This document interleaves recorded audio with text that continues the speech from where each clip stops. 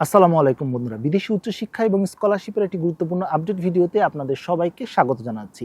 বন্ধুরা, আজকে আমরা কাজাকিস্তান গভর্নমেন্ট স্কলারশিপ নিয়ে আলোচনা করব। এর আগের একটি ভিডিওতে বলেছিলাম যে আপকামিং বেশ কয়েকটি স্কলারশিপ রয়েছে, তাদের মধ্যে কাজাকিস্তান গভর্নমেন্ট স্কলারশিপ অন্যতম। বন্ধুরা, এই স্কলারশিপটি নানা কারণে শিক্ষার্থীদের কাছে জনপ্রিয়। প্রথমত হচ্ছে স্কলারশিপটি ফুল ফান্ডেড একটি স্কলারশিপ।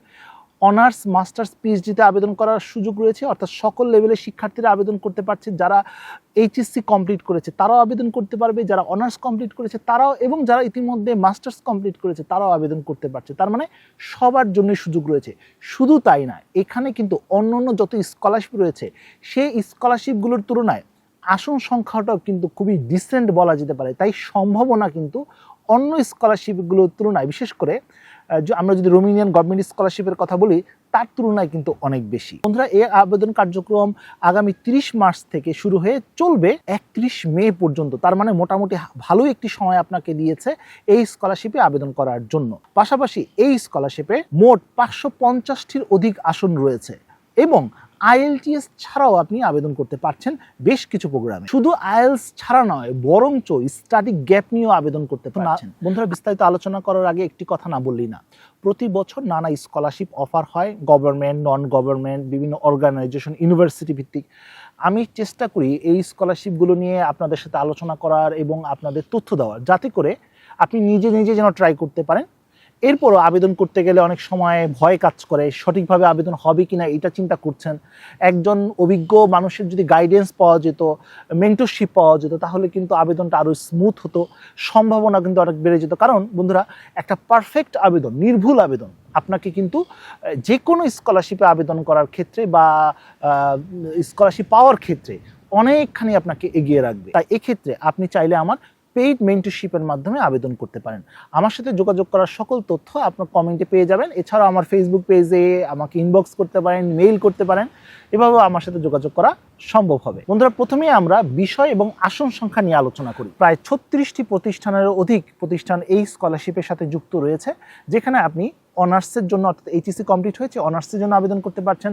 আপনি ইতিমধ্যে অনার্স কমপ্লিট করেছেন, মাস্টার্সের জন্য আবেদন করতে পারছেন, এবং আপনি ইতিমধ্যে মাস্টার্স কমপ্লিট করেছেন, পিএইচডির জন্য কিন্তু আবেদন করতে পারছেন। এখানে ব্যাচেলরের জন্য সবচেয়ে বেশি আসন বরাদ্দ রয়েছে, প্রায় 490টি আসন বরাদ্দ রয়েছে। মাস্টার্সের জন্য 50টি এবং পিএইচডির জন্য 10টি আসন বরাদ্দ রয়েছে। তার মানে সবচেয়ে বেশি সুযোগ রয়েছে ব্যাচেলরের জন্য, এরপর মাস্টার্স এবং পিএইচডির জন্য। বন্ধুরা, এখানে যে সাবজেক্টগুলো অফার করা হচ্ছে, ম্যাক্সিমাম সাবজেক্টই হয় ইংরেজিতে, না হয় রুশ ভাষায়, না হয় কাজাক ভাষায়। তাই যখন আপনি যেই সাবজেক্টে অ্যাপ্লাই করতে চাচ্ছেন, সেই ভাষাটা, সেই সাবজেক্টটি কোন মিডিয়ামে রয়েছে সেটা অবশ্যই আপনাকে চেক করে নিতে হবে। পাশাপাশি এখানে প্রত্যেকটা বিশ্ববিদ্যালয় এবং সাবজেক্টের সাথে কিন্তু কোডও রয়েছে।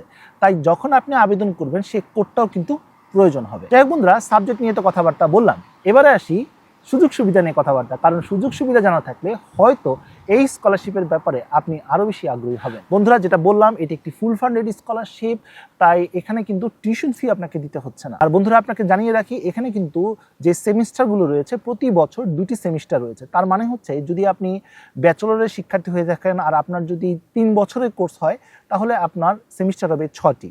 যদি আপনার মাস্টার্স প্রোগ্রাম হয়, 2 বছরের প্রোগ্রাম হয়, তাহলে সেমিস্টার হবে 4টি। দ্বিতীয় সুবিধা, এখানে প্রতি মাসে আপনি স্টাইপেন্ড পাবেন, এবং এখানে লেভেল অনুযায়ী কিন্তু স্টাইপেন্ডের কিন্তু তারতম্য রয়েছে। যারা ব্যাচেলরের শিক্ষার্থী, তারা প্রতি মাসে প্রায় 80 থেকে 100 ইউএসডি পাবেন, বা $100 পর্যন্ত পেয়ে যেতে পারেন। এখন অনেকেই প্রশ্ন করতে পারেন, ভাইয়া এই ডলার বা এই অ্যামাউন্ট দিয়ে কি আমি কাজাকিস্তানে কি চলাফেরা করতে পারবো? অবশ্যই চলাফেরা করতে পারবেন, তবে অবশ্যই আপনাকে সাশ্রয়ী হতে হবে। আপনার অভ্যাসের উপর অনেকখানি নির্ভর করছে। তবে যেহেতু টিউশন ফি দিতে হচ্ছে না, অন্যান্য ফ্যাসিলিটিস পাচ্ছেন, উল্টো খাওয়া দাওয়ার জন্য এই অ্যামাউন্টটা দিচ্ছে।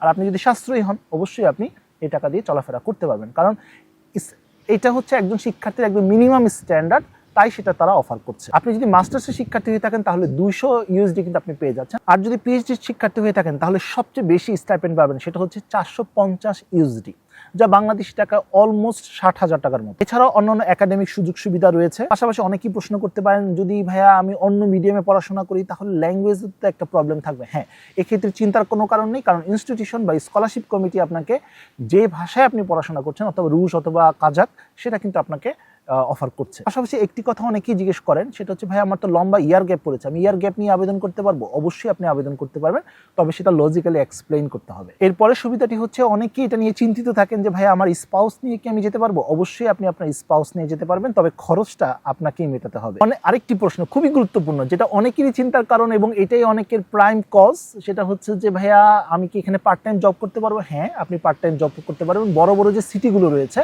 কাজাকিস্তানের ক্যাপিটাল সহ আরও বেশ কয়েকটা বড় বড় শহরে, সেখানে কিন্তু আপনি পার্ট টাইমের জব খুব সহজেই পেয়ে যেতে পারেন।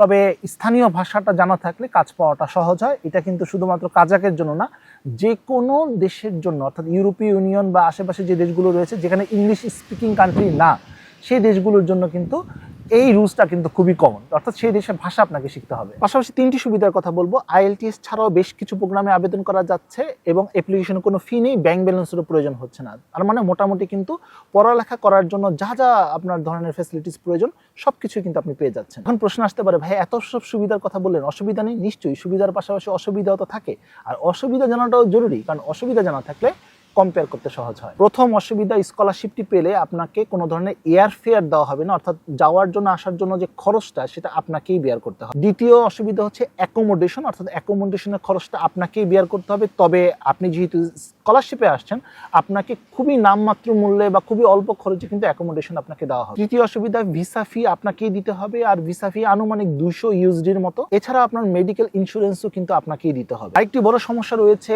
এটার কারণে হয়তো বা অনেকেই নিরুৎসাহিত হতে পারেন, সেটি হচ্ছে ভাইয়া এইটার এম্বাসি বাংলাদেশি নেই, তাই অবশ্যই আপনাকে ভিসার জন্য আপনাকে ভারতে যেতে হবে বা থার্ড কোনো কান্ট্রিতে যেতে হবে। তবে চিন্তার কোনো কারণ নেই, যদি এম্বাসি অ্যালাউ করে তাহলে অথরাইজ কোনো মানুষকে দিয়ে কিন্তু আপনি ভিসা সাবমিশন করতে পারবেন। আর সর্বশেষ একটি অসুবিধার কথা বলবো, সেটি হচ্ছে যেহেতু কাজাকিস্তান, এখানে প্রচুর শীত হয়, শীতকালে অর্থাৎ উইন্টারে অনেক শীত হয়, তো অনেকের জন্য কাজ করাটা কঠিন হয়ে যায়। এটাও অনেকের কাছে একটি প্রবলেম হতে পারে। এখন অনেকেই প্রশ্ন করতে পারেন যে ভাইয়া এই স্কলারশিপে আমার আবেদন করা উচিত হবে কিনা। বন্ধুরা, বাংলাদেশিদের জন্য আস্তে আস্তে ইউরোপের দরজা বা বিভিন্ন দেশের দরজাটা কিন্তু কঠিন হয়ে যাচ্ছে, খুব চ্যালেঞ্জিং হয়ে যাচ্ছে অ্যাডমিশন পাওয়া, মুভ করাটা কঠিন হচ্ছে। সেক্ষেত্রে বিদেশে পড়াশোনা একটি ফুল ফান্ডেড স্কলারশিপ অবশ্যই আপনার আবেদন করা উচিত। পাশাপাশি যারা ঢাকা বিশ্ববিদ্যালয় সহ বেশ কিছু পাবলিক বিশ্ববিদ্যালয়ে চেষ্টা করেছেন, যোগ্যতা থাকার পরও চান্স হয়নি, তারা কিন্তু এই সুযোগটা নিতে পারেন, কারণ এখানে কিন্তু র্যাঙ্কড অনেক বিশ্ববিদ্যালয় রয়েছে, পাশাপাশি বিনামূল্যে। এই ধরনের সুযোগ সুবিধা কিন্তু বাংলাদেশে একদমই পাবেন না।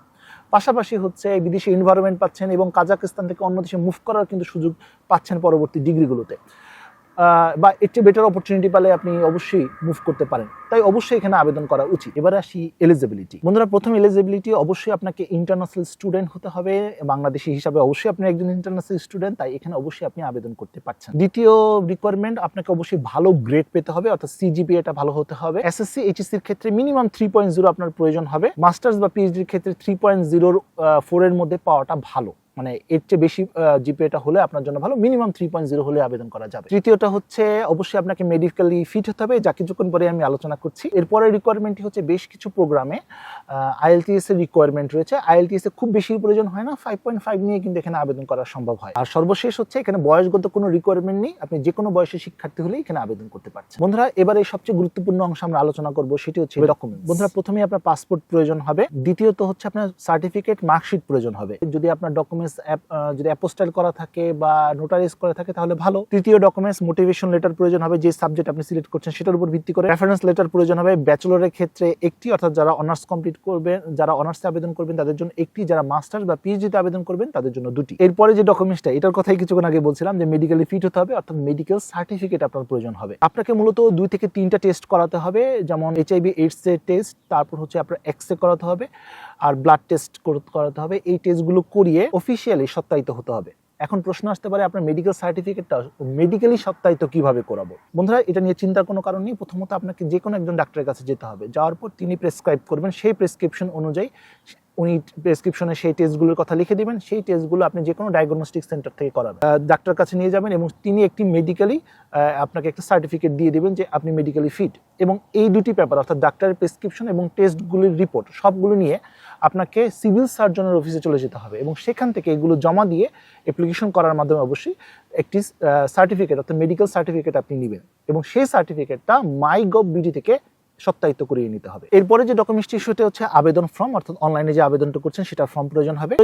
IELTS TOEFL যদি আপনার সাবজেক্টের রিকোয়ারমেন্ট থাকে। যদি আপনার কোনো বিশ্ববিদ্যালয় থেকে কোনো ইনভাইটেশন থাকে বা অফার লেটার থাকে সেটাও আপনি চাইলে দিয়ে দিতে পারেন। যারা PhD তে আবেদন করবেন তাদের রিসার্চ প্রপোজালের দরকার হবে, CV প্রয়োজন হবে। এছাড়া অতিরিক্ত যদি কোনো ডকুমেন্টস অর্থাৎ আপনার এক্সট্রা কারিকুলার অ্যাক্টিভিটিস বা হচ্ছে কোনো অভিজ্ঞতা সনদ বা অন্য কোনো সার্টিফিকেট বা অ্যাচিভমেন্ট আপনি যদি সেটা শেয়ার করতে চান অবশ্যই সেটা শেয়ার করতে পারেন। এই ছিল ডকুমেন্টস নিয়ে কথাবার্তা। এবার আসি আবেদন। বন্ধুরা, আগামী 30 মার্চ থেকে আবেদন শুরু হবে, 31শে মে পর্যন্ত এই আবেদন কার্যক্রমটি চলবে। তাই অবশ্যই আপনাকে ডকুমেন্টসগুলো গুছিয়ে তারপর আবেদনটি সেরে নিতে হবে। আবেদনটি সাবমিট করার পর দ্বিতীয় স্টেপটি আসবে। যদি আপনার কাগজপত্র যাচাই বাছাই করে সবকিছু যদি ঠিক থাকে তাহলে কমিটি আপনাকে একটা মেল দিবে এবং পরবর্তীতে আপনাকে একটা ইন্টারভিউ দিতে হবে। ইন্টারভিউটি মূলত অনলাইনে হয়ে থাকে, তারা প্ল্যাটফর্ম লিঙ্ক সবই দিয়ে দিবে ইমেলের মাধ্যমে। সেই অনুযায়ী আপনাকে ওই সময়ে বসে ইন্টারভিউটি দিতে হবে। ইন্টারভিউটি মূলত আপনার মোটিভেশন বা পরবর্তীতে আপনার প্ল্যান, ভবিষ্যৎ পরিকল্পনা, আপনি এই সাবজেক্টটি কেন পড়তে চাচ্ছেন এবং আপনার ব্যাকগ্রাউন্ড অনুযায়ী কতটা রিলেটেড, পাশাপাশি হচ্ছে ভবিষ্যতে আপনি দেশে ফেরত আসবেন কিনা এবং দেশে এসে আপনি কি করবেন এই বিষয়গুলো